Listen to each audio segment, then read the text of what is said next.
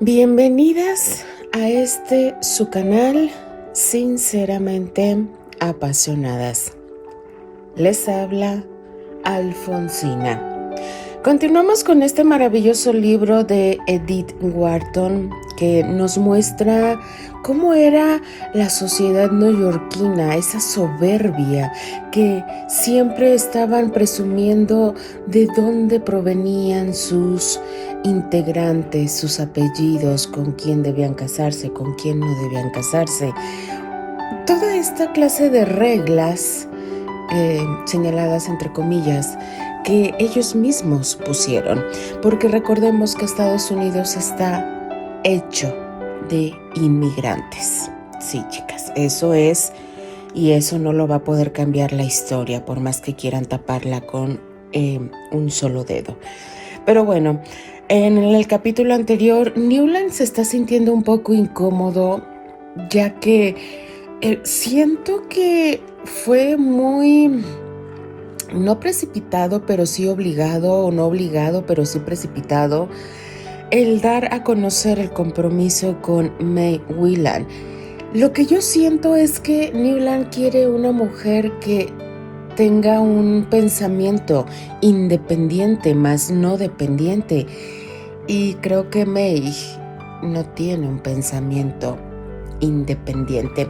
Vamos a irlo descubriendo en este maravilloso libro, chicas. Así que comenzamos con esta historia llamada La Edad de la Inocencia. Capítulo 7.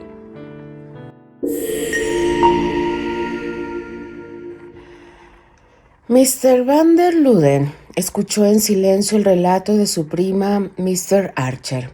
Es conveniente recordar de antemano que Mr. Van der Luden era siempre muy callada y que, aunque reservada por naturaleza y educación, era muy cariñosa con la gente que de veras le gustaba.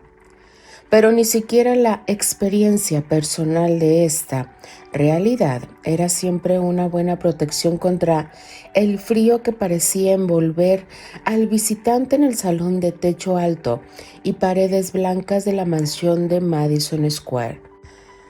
Con los sillones tapizados en pálido brocado que obviamente habían sido desenfundados para la ocasión y la gasa que aún cubría los adornos de bronce dorado encima de la repisa de la chimenea y el hermoso antiguo marco tallado de Lady Angelica Dulac, pintado por Gainsborough. El retrato de Mr. Van der Luden, hecho por Huntington, vestida de terciopelo negro y encaje veneciano, estaba colocado frente a su hermosa antepasada.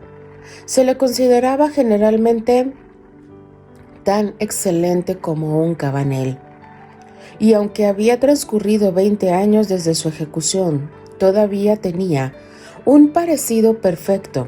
En realidad, la Mr. Van der Luden, que se sentaba debajo del retrato al escuchar a Mr. Archer, podría ser la hermana gemela de la mujer de cabellos rubios y aire juvenil reclinada en la lánguida postura en un sillón dorado junto a una cortina de reps verde. Mr. Van der Luden todavía usaba terciopelo negro y encaje veneciano cuando salía a algún evento social, o más bien, ya que nunca cenaba fuera.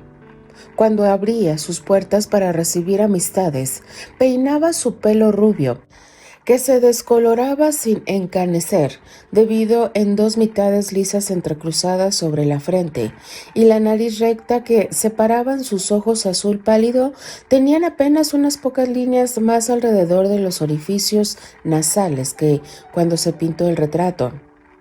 A Newland Archer siempre le daba la impresión de alguien horrendamente conservado en la atmósfera sin aire de una existencia perfectamente irreprochable, como los cadáveres atrapados en los glaciares cuando por años una sonrosada vida en la muerte, como toda su familia, estimaba y admiraba a Mr. Van der Luden, pero su gentil y sumisa dulzura le parecía menos accesible que la severidad de algunas de las viejas tías de su madre, solteronas rabiosas que decían no como principio, antes de saber qué se les iba a pedir.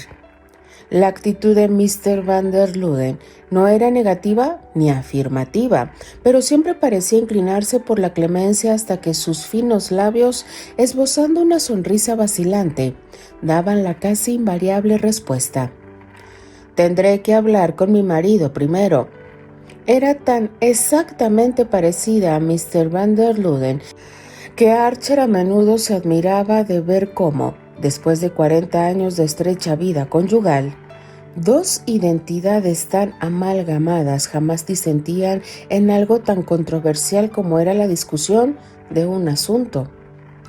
Pero como ninguno tomaba una decisión sin realizar el misterioso cónclave, Mr. Archer y su hijo, habiendo presentado su caso, esperaron resignadamente la frase acostumbrada. Sin embargo, Mr. Van der Luden, que raras veces sorprendía a alguien, ahora los sorprendió a ellos al extender su larga mano hacia el tirador de la campana. «Creo que me gustaría que Henry escuchara lo que acabas de decirme». Apareció un lacayo, al que ordenó: «Sí, Mr. Van der Luden ha terminado de leer el periódico. Por favor, pídale que tenga la bondad de venir». Dijo «leer el periódico», en el mismo tono en que la esposa de un ministro diría «presidir una reunión de gabinete». No por arrogancia, sino porque el hábito de una vida y la actitud de sus amistades y relaciones le habían llevado a adjudicar al más mínimo gesto de Mr. Van der Luden una importancia casi sacerdotal.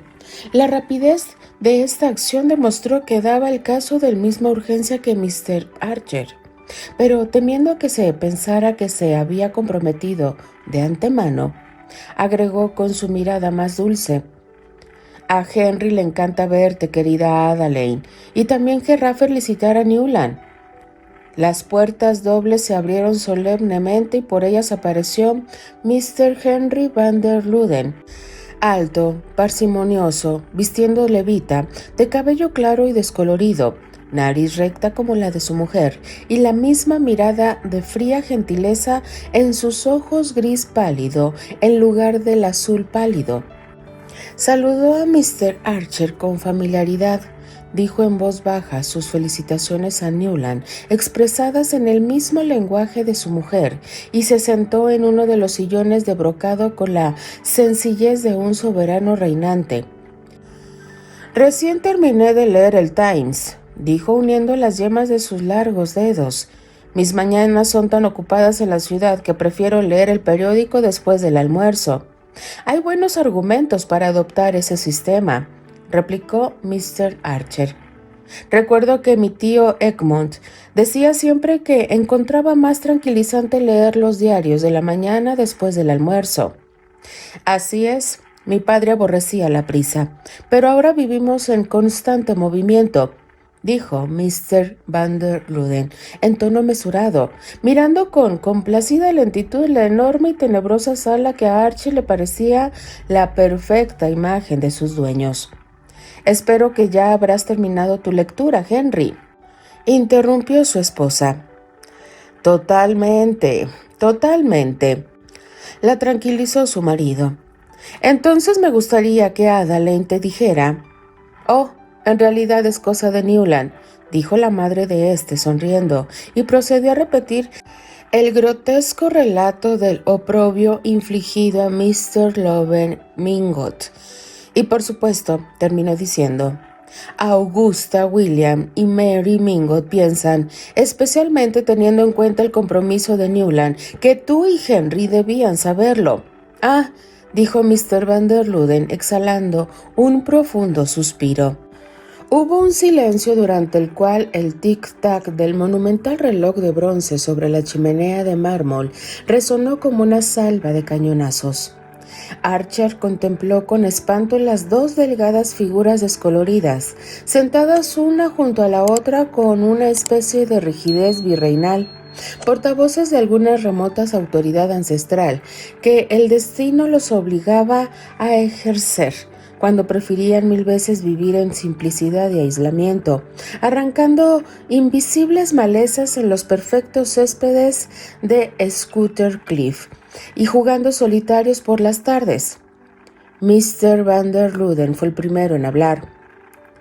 ¿Crees que realmente que esto se debe a alguna interferencia personal de Lawrence Lefferts? Preguntó volviéndose hacia Archer. Estoy seguro, señor. A Larry se le ha pasado la mano últimamente, con el perdón de mi prima Louisa por mencionar el asunto, al mantener una relación bastante seria con la esposa del administrador de correos en su pueblo, o alguien por el estilo.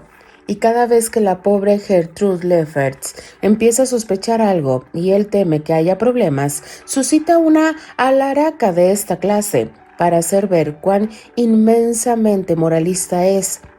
Habla a voz de cuello acerca de la impertinencia que es invitar a su mujer con gente que no desea que ella conozca. Simplemente está usando a Madame Olenska como pararrayos. Varias veces lo he visto hacer lo mismo. Los Lefferts, exclamó Mr. Van der Luden. Los Lefferts, repitió como un eco Mr. Archer. ¿Qué habría dicho el tío Egmont al oír a Lawrence Lefferts opinando sobre la posición social de alguien? Esto demuestra lo que ha llegado la sociedad. Esperemos que no haya llegado a tanto, dijo Mr. Van der Luden con firmeza. Ah, sí, tú y Louisa salieran un poco más, suspiró Mr. Archer. Pero al instante se dio cuenta de su error. Los Van der Luden eran enfermizantemente sensibles a cualquier crítica que se hiciera a su enclaustrada existencia. Eran los árbitros de la moda, el tribunal de última instancia, y ellos lo sabían, y se rendían a su sí no, pero como eran personas tímidas y retraídas, y no sentían una inclinación personal a desempeñar tal papel, vivían el mayor tiempo posible la silvestre soledad de Scooter Cliff, y cuando se trasladaban a la ciudad, rechazaban todas las invitaciones con la disculpa de la mala salud de Mr. Van der Luden. Newland Archer fue en rescate de su madre. En Nueva York, todo el mundo sabe lo que usted y mi prima Louisa representan. Por eso a Mr. Mingot le pareció que no podía dejar pasar este desaire a la condesa Olenska sin consultar con ustedes. Mr. Van der Luden miró a su marido, quien la miró a su vez. Lo que me desagrada es el principio, dijo Mr. Van der Luden. Si un miembro de una conocida familia es respaldado por ella, no hay nada más que hablar. Yo pienso lo mismo, dijo su esposa. Como si propusiera una opinión nueva. No tenía idea, continuó Mr. Van der Luden, de que las cosas hubieran llegado a tal punto. Hizo una pausa y volvió a mirar a su esposa. Me parece, querida, que la condesa Olenska es algo pariente nuestra, por el primer marido de Medora Manson. De todas formas, lo será cuando Newland se case. Se volvió hacia el joven. ¿Leíste el Times esta mañana, Newland? Sí, señor, contestó Archer, que comúnmente devoraba media docena de periódicos con su desayuno. Marido y mujer se miraron otra vez. Sus pálidos ojos mantuvieron la mirada como en una prolongada y seria consulta. Luego una leve sonrisa revoloteó en el rostro de ella. Era evidente que había adivinado y estaba de acuerdo. Mr. Van der Luden se dirigió a Mr. Archer. Me gustaría que le dijeras a Mr. Loven Mingot que, si la salud de Louisa le permite cenar fuera, estaremos encantados de ocupar el lugar de Lawrence Lefferts en su comida. Se detuvo un momento para que la ironía calara profundo. Como ustedes bien lo saben, eso es imposible. Mr. Archer expresó su asentimiento con una sonrisa de comprensión. Pero Newland me dice que ha leído el Times esta mañana.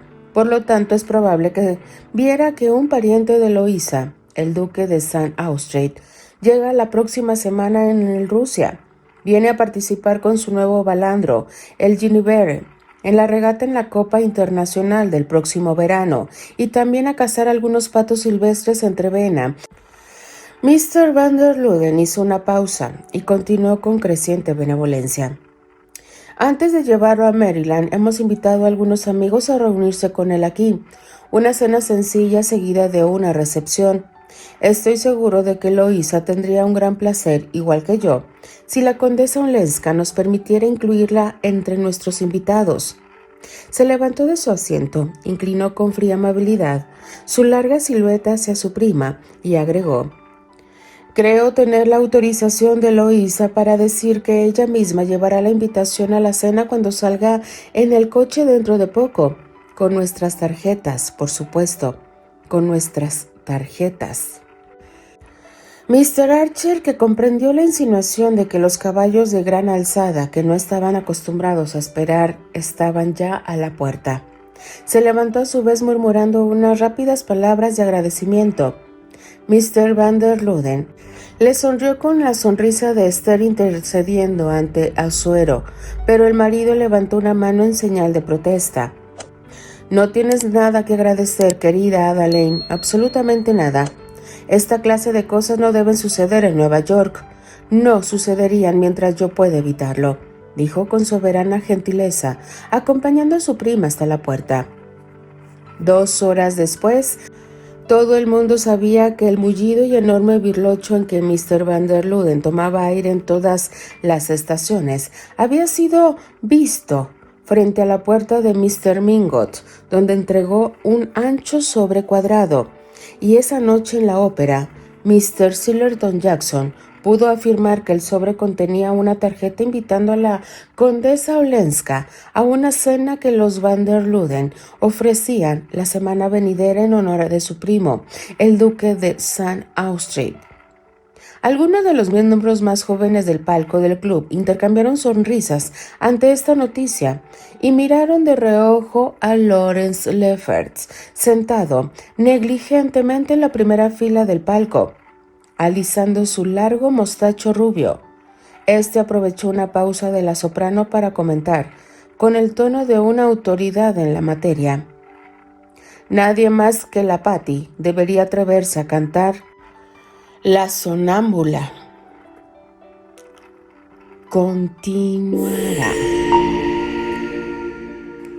Si se dan cuenta, chicas, todo el recorrido que se tiene que hacer para permitir la entrada de una persona que es parte de su círculo, dejarla entrar de nuevo.